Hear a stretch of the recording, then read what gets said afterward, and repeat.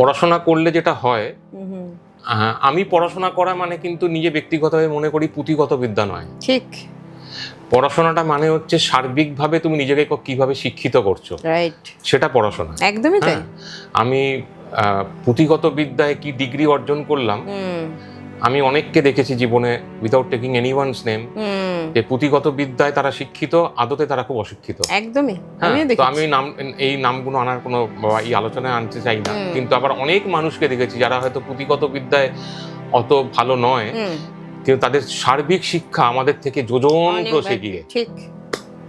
তো এরকম শিক্ষায় শিক্ষিত হলে যেটা হয়, অ্যাডাপ্টেবিলিটি কোয়ালিটিটা বেড়ে যায়। ঠিক। তখন তুমি অ্যাডাপ্ট করতে পারবে। একদমই। যে সময় সুইতাদির সাথে রোটান্ডায় হেঁটে বুদ্ধবাবুকে মিট করেছি, সেটা এক ধরনের সময় ছিল। আজকে 2026-এ আবার সময়টা একটু অন্যরকম। ফ্লেক্সিবল থাকতে হয়, অ্যাডাপ্ট করতে হয়, নাহলে সার্ভাইভ করতে পারবে না।